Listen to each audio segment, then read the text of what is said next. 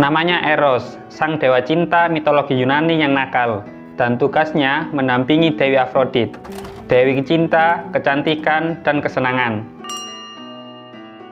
Dewa Eros digambarkan sebagai pria muda yang tampan, mapan, dan apalagi setia. Itulah yang katanya banyak dicari. Tapi yang benar, Dewa Eros adalah pria muda yang tampan, bersayap, dan memegang busur serta anak panah di tangannya. Itulah gambaran Dewa Eros versi mitologi Yunani. Sedangkan dalam mitologi Romawi, Dewa Eros bernama Cupid, dengan bentuk badan seorang bayi atau balita, serta sayap, busur, dan anak panah.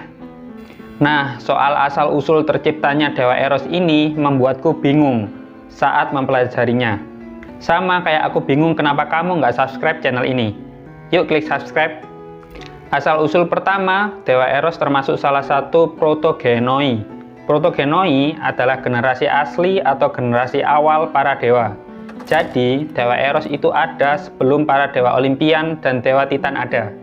Oh iya, dalam protogenoi, Dewa Eros itu urutan keempat. Pertama, Chaos atau kekacauan. Kedua, Gaia atau bumi. Ketiga, Tartarus atau neraka. Lalu keempat, Eros. Pendapat kedua, Dewa Eros adalah dewa yang paling pertama dari semua dewa. Jadi, bisa disimpulkan menurut pendapat kedua, Dewa Eros adalah protogenoi pertama. Ada juga pendapat yang bilang jika Dewa Eros adalah putra dari Dewi Nyx, sang Dewi Malam. Ada yang pernah tahu Dewi ini? Coba tulis di komentar. Tapi yang paling sering diceritakan adalah Dewa Eros, anak dari Dewi Afrodit dengan Dewa Ares, sang dewa perang yang kejam. Sini-sini aku ceritain. Anak-anak dari Dewi Afrodit dan Dewa Ares yang termasuk dewa cinta seperti Dewa Eros ada 4. Keempat laki-laki ini adalah Anteros, Potos, Himeros, dan Eros. Mereka berempat disebut Erotes. Mirip kata bahasa Indonesia yang itu ya. Lanjut aja. Tapi hanya Dewa Eros yang memiliki cerita dominan dalam mitologi Yunani. Sebagai dewa cinta, Dewa Eros menggunakan panah cintanya untuk membuat manusia saling jatuh cinta. Bahkan, para dewa pun tidak kebal terhadap kekuatan panah cinta dari Dewa Eros. Dikatakan Dewa Eros memiliki 2 tipe anak panah. Yang pertama iPhone, yang kedua Android. Anak panah emas yang tajam untuk membuat jatuh cinta. Sedangkan anak panah timah yang tumpul untuk membuat kebal terhadap semua rayuan cinta. Bisa nih kamu pakai, tapi jangan banyak-banyak ya, satu aja, ntar dikira buaya darat. Cerita yang paling terkenal soal Dewa Eros adalah ketika Dewa Eros jatuh cinta karena kesalahannya sendiri. Dewi Afrodit yang cemburu akan kecantikan seorang manusia yang bernama Pisik, bahkan sampai membuat para manusia lain mulai meninggalkan altar dari Dewi Afrodit. Karena tidak ingin tersaingi, Dewi Afrodit mengirim putranya sendiri, tidak lain dan tidak bukan adalah Dewa Eros. Sang dewa cinta ini mengemban tugas untuk membuat Pisik jatuh cinta kepada makhluk paling jelek yang pernah ada. Saat siap memanah dan mencari targetnya, sang manusia cantik Pisik, Dewa Eros mulai membidik dan mendekati Pisik. Semakin dekat, semakin jelas juga kecantikannya. Terpesonalah Dewa Eros hingga tidak sengaja melepaskan anak panahnya dan menggores tubuhnya sendiri.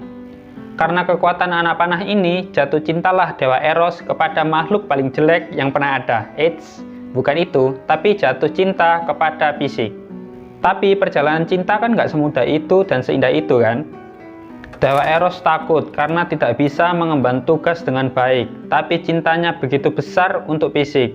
Dewa Eros pun meminta bantuan dari Zephyrus, sang angin barat, untuk mengatur pertemuan dengan Pisik. Mereka berdua saling mencintai dalam malam demi malam di hutan suci yang gelap total, sehingga Pisik tidak pernah mengetahui identitas dari kekasihnya. Sampai suatu ketika, saudara Pisik yang cemburu menyarankan Pisik untuk membawa lilin saat bertemu dengan Dewa Eros.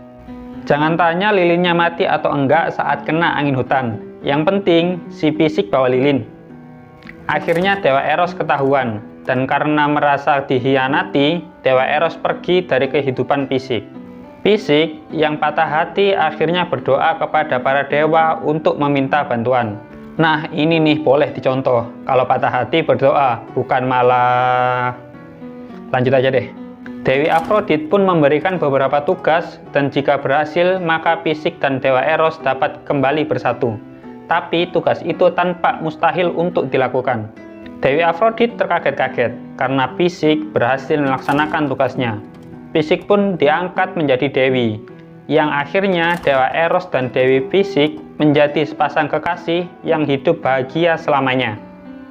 Kamu mau bahagia?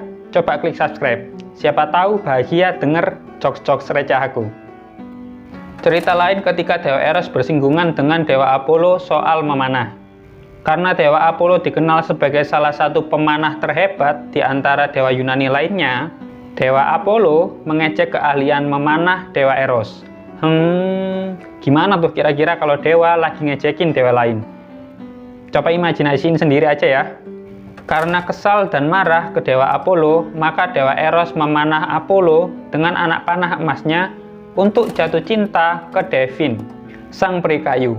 Namun Devin dipanah Dewa Eros dengan anak panah timah, sehingga Dewa Apollo mengejar Devin karena jatuh cinta, tapi Devin menolak semua rayuan Dewa Apollo.